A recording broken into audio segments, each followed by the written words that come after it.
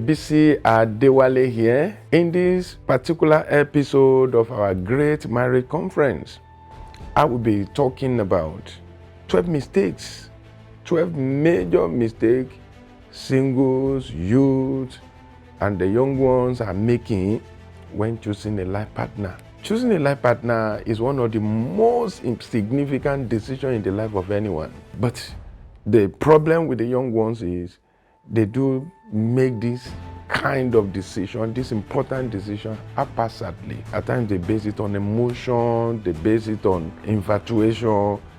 They will take decisions that will have a long-lasting effect based on just temporary emotion. So let me show you 12 mistakes they are making, so that if you watch this, you need to be more careful. If you are single, if you are married, make sure you share this video with anybody you know, especially the young ones, so that they will not make this mistake. I will be back.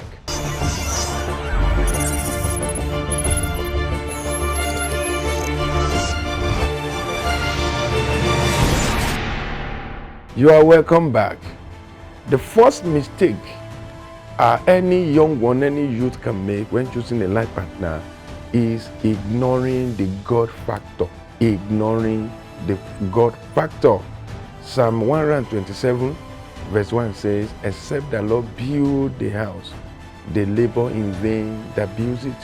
Except the Lord guide the city, the watchmen labor but in vain." When you ignore God, it's like you ignore the manufacturer instruction, manufacturer effort, manufacturer spare part for your engine. It won't work.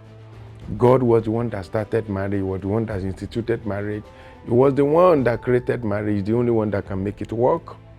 So youth and single watching this, don't ever ignore God's factor. Many of you say, "Oh, God has nothing to do with marriage. It's a social relationship." I beg to differ. Marriage is not just a social relationship. It was God that established it. It was God that started it. And it's only God that can make it work. Number two mistake the youth are making when we're talking about choosing a life partner is prioritizing looks over character.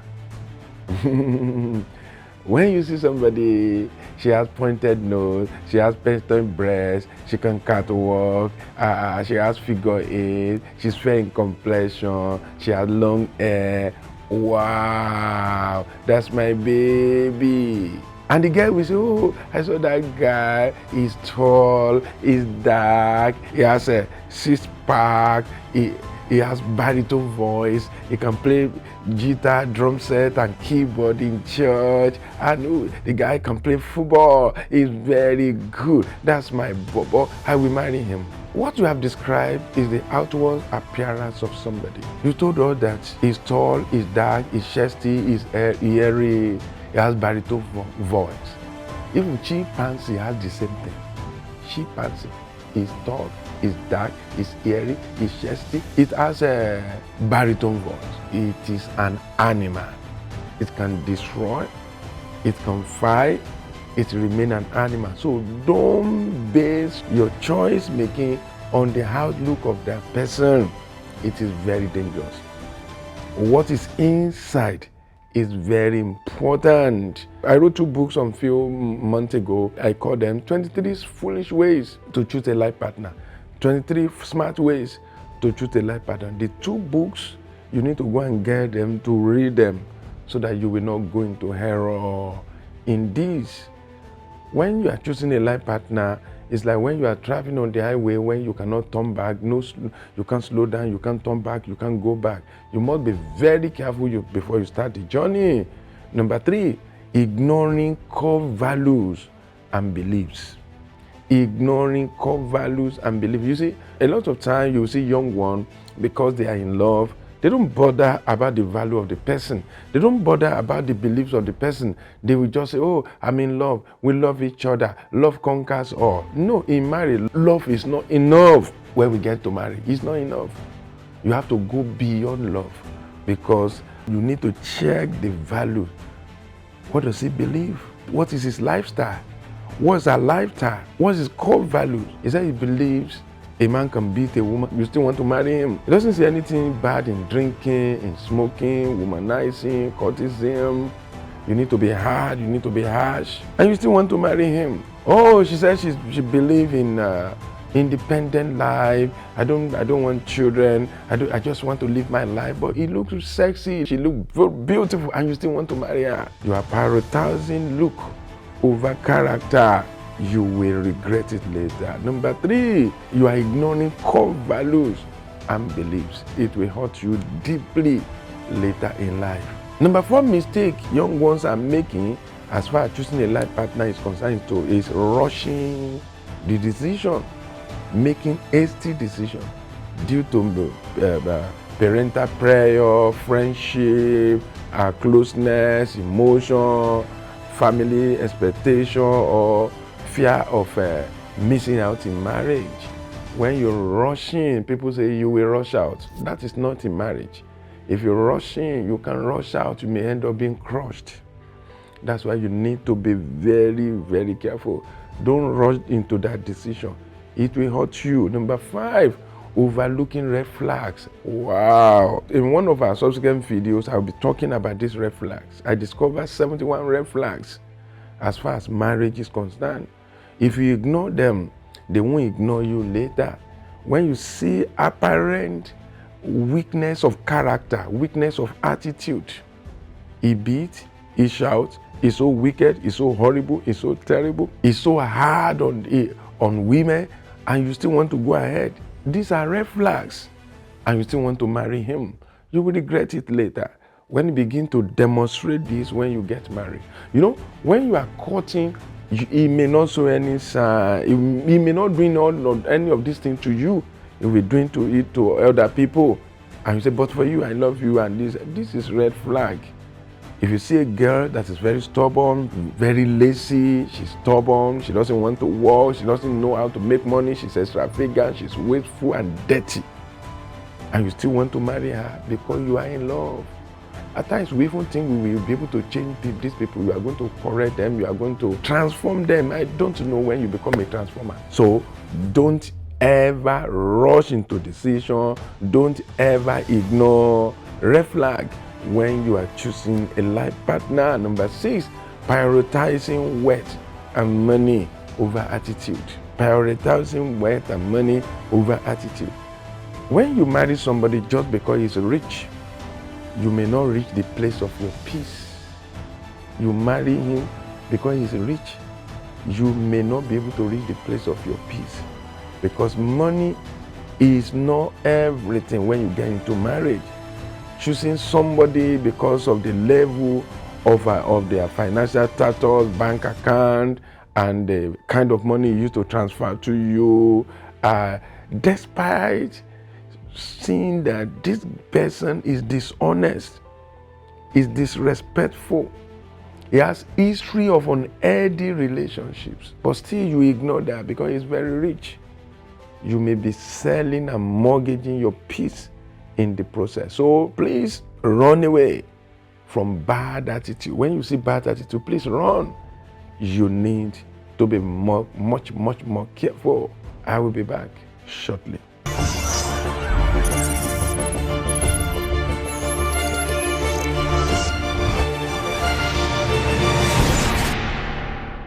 You are welcome back. And another mistake youth and singles are making in marriage is failure to seek guidance or counsel.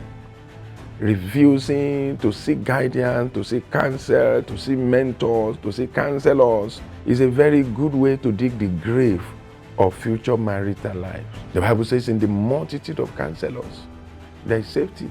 That is to say, in the absence of counselor, there is danger. When you see single that believe that because they are 27, 26, they can do anything of their own, it is a sign that tomorrow is in danger. Number 8 is believing love alone is enough. Believing love alone is enough. Listen and listen well.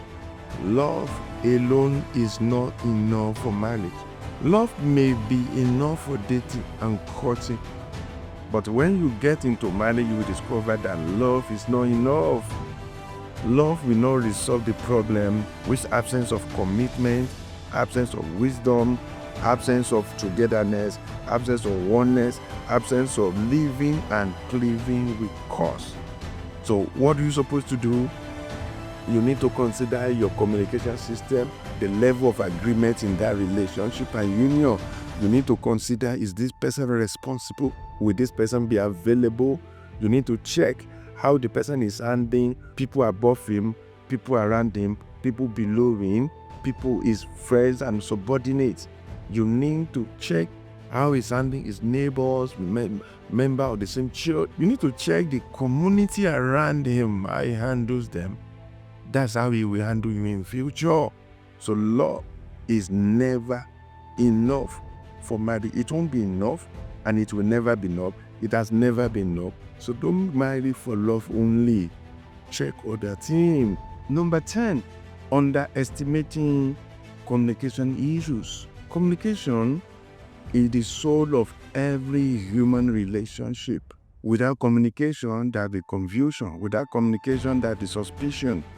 Without communication, there will not be forward moving in any relationship. So if you are going out with somebody and you cannot just talk effectively, you can't laugh together, you can't talk together, you can't talk deeply, you can't express your mind, and you still want to go ahead and marry the person, it will lead to a very troubled marriage, a very troubled tomorrow. So neglecting the importance of effective communication and conflict resolution skills is a very big problem, or a very big mistake any single can make when choosing a life partner. So pay attention to communication. Can you talk? Can you play? Can you jest? Can you joke? You need to ask yourself this question before deciding to marry anyone. Number 11, the 11th mistake singles are making, choosing based on external prayer. Choosing based on external prayer. When you see people say, when you go marry, go marry, oh, go and get married, oh, it's your turn. This time next year, you must get married. All your mates are married. You have done best lady for too many people. It's your turn. Your mom is saying it, your dad is saying it, your pastor is saying it, your friends are saying it, society is saying it, everybody is saying it. There is this danger, there is this pressure that can be upon you and force you into the danger of hasty marriage. You need to be very, very careful. So it is a very major mistake, especially for women. Immediately the clock around 26, 27, everybody will be saying the same thing. It's time to get married. Allowing society, church, family, expectation to dictate the choice of whom you are going to marry or when you are going to get married to, rather than making a personal, godly, informed decision will lead to a doom tomorrow. So be very careful.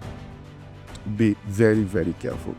Choose a life partner at your own pace, at the pace of God, not because everybody wants you to get married and they want you to get married now.